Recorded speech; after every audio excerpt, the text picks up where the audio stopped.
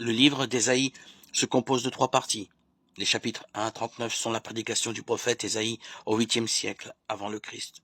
Les chapitres 40 à 55 furent composés entre 550 et 539 avant le Christ, à la fin de l'exil à Babylone.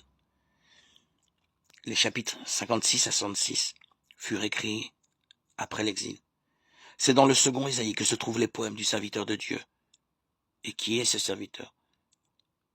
Les Juifs ont vu en ce serviteur leur propre peuple persécuté. La mission d'Israël est de dispenser la justice au profit des foules. Les chrétiens ont vu en ce texte l'annonce du sacrifice de Jésus, sa mort et sa résurrection. Voici que mon serviteur réussira, il sera haut placé, élevé, exalté à l'extrême. De même que les foules ont été horrifiées à son sujet, son apparence n'était plus celle d'un homme. De même, à son sujet, des foules de nations vont être émerveillées. Qui donc a cru à ce que nous avons entendu dire? Devant Dieu, le serviteur végétait comme un rejeton, comme une racine sortant d'une terre aride. Il était méprisé, laissé de côté par les hommes, homme de douleur, familier de la souffrance.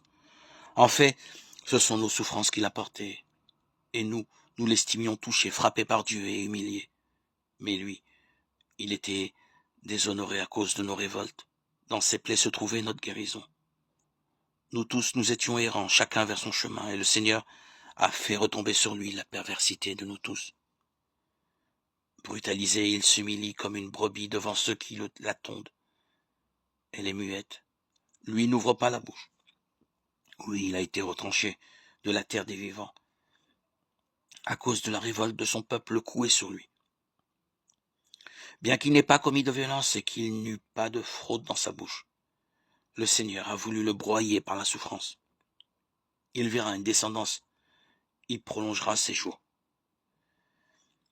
Ayant payé de sa personne, il verra une descendance, il sera comblé de jours, sitôt connu, juste, il dispensera la justice, lui mon serviteur au profit des foules, puisqu'il s'est dépouillé lui-même, jusqu'à la mort, et qu'avec les pécheurs il s'est laissé recenser, puisqu'il a porté lui les fautes des foules, et que pour les pécheurs, il vient s'interposer.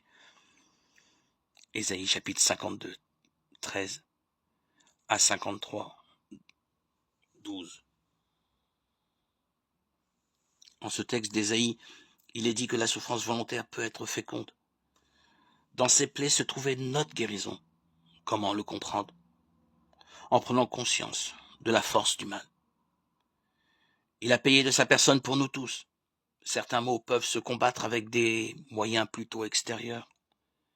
Des maladies que les soins vont guérir, des abus ou scandales que des règlements ou contrôles vont faire cesser. Mais il y a un mal qui vient du cœur de l'homme. Marc chapitre 7, 20-23. Et ce mal ne peut être guéri que par une force venue, elle aussi, du cœur. Une espérance, une générosité, une abnégation plus forte que la violence, la bêtise, la lâcheté. Pour celle ou celui qui engage cette lutte morale et spirituelle, le prix à payer est souvent le déchirement, le choc de la haine, la blessure mortelle. Un auteur chrétien comparait Jésus à un grand oiseau enfermé dans un filet avec d'autres oiseaux, voulant rompre les mailles avec la seule force de ses ailes. Il ouvrait le chemin de la liberté au prix de son sang.